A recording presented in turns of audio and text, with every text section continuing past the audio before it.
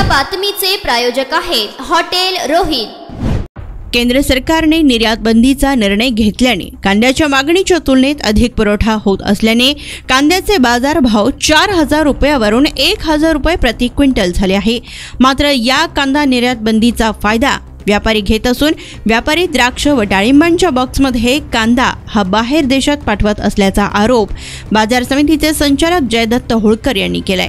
तर हा कांदा तस्करीचा व्हिडिओ सध्या सोशल मीडियावर व्हायरल होतोय।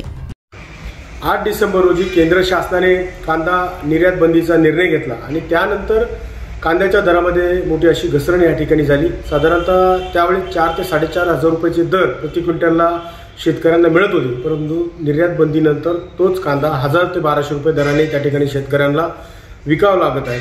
वास्तविक कांद्याचं लागवडी क्षेत्रसुद्धा हे मोठ्या प्रमाणावर वाढलेले आहे, कांद्याचं उत्पादनसुद्धा वाढलेले आहे आणि म्हणून केंद्र शासनाने निर्यात बंदीचा निर्णय या ठिकाणी मागे घ्यावा। परदेशामध्ये मोठी अशी मागणी कांद्याला आहे, साधारणतः दुबई असेल, बांगलादेश असेल, श्रीलंका असेल, अशा प्रदेशामध्ये कांद्याचे दर जर आपण बघितले तर 8,000 ते 9,000 रुपये प्रति क्विंटलला दर त्या ठिकाणी मिळत आहे आणि आपल्याकडे साधारणतः 1,000 ते 1,200 रुपयाचे दर त्या ठिकाणी कांद्याला मिळत आहे। ही अत्यंत दुर्दैवी अशी गोष्ट आहे। त्याचबरोबर आपण गेल्या 2 ते 3 दिवसापासून बघत आहात सोशल मीडियावर काही व्हिडिओ व्हायरल होत आहे आणि त्या व्हिडिओमध्ये आपण बघत आहोत की डाळिंबाच्या पेट्या असतील, द्राक्षाच्या पेट्या असतील, यामधून कांद्याची तस्करी त्या ठिकाणी होत आहे। म्हणजे काही मध्यस्थी त्या ठिकाणी कांद्याचे तस्करी करून मोठ्या प्रमाणावर पैसा कमवत आहे आणि जो कांद्याचा उत्पादक आहे त्याला या ठिकाणी काही मिळत नाही। ही अत्यंत दुर्दैवी अशी गोष्ट आहे आणि म्हणून केंद्र शासनाला आमची विनंती आहे, जो काही कांदा बाहेर जायचा तो तस्करीच्या माध्यमातून बाहेर जातच आहे आणि म्हणून त्याचा फायदा शेतकऱ्यांना होत नाही आणि शेतकऱ्यांना जर खऱ्या अर्थानं जर त्या कांदा विक्रीचा फायदा जर व्हायचा असेल तर निर्यात बंदीचा निर्णय हा तत्काळ मागे घ्यावा अशी सर्व शेतकरी बांधवांच्या वतीने आमची केंद्र शासनाला विनंती आहे।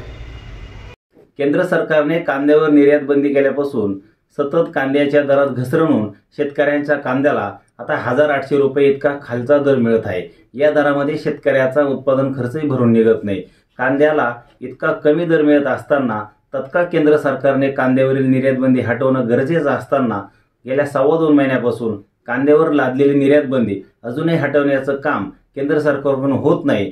परंतु अशा वेळेस शेतकऱ्यांना कवडीमोल दर मिळत होता आणि परदेशामध्ये निर्यात न होणारा कांदा तस्करीच्या मार्गाने, चोरीच्या मार्गाने मात्र निर्यात होत आहे आणि हा जो कांदा आहे हा डाळिंब द्राक्षाच्या खोक्यांमध्ये पॅकिंग करून परदेशात चोरीच्या मार्गाने तस्करी जी होण्याचे प्रकार आहे याचे काही व्हिडिओ आणि फोटोग्राफ्स सोशल मीडियाच्या माध्यमातून आमच्यापर्यंत पोहोचले आहे।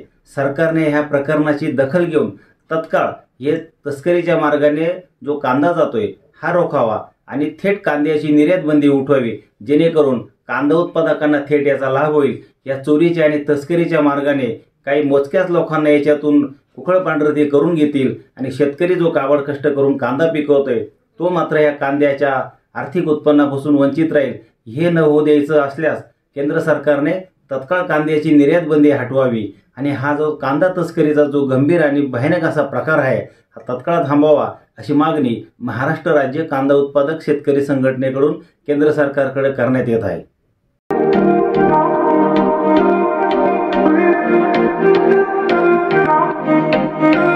सोलापुरात व्हेज नॉन व्हेज जेवण मिळण्याचं एकमेव ठिकाण हॉटेल रोहित। चवीला टेस्ट हॉटेल रोहितचे जेवण बेस्ट। बर्थडे पार्टी, कार्यक्रम, विविध पार्टींचे ऑर्डर्स स्वीकारले जातील। ग्राहकांसाठी खास पार्सलची सोय।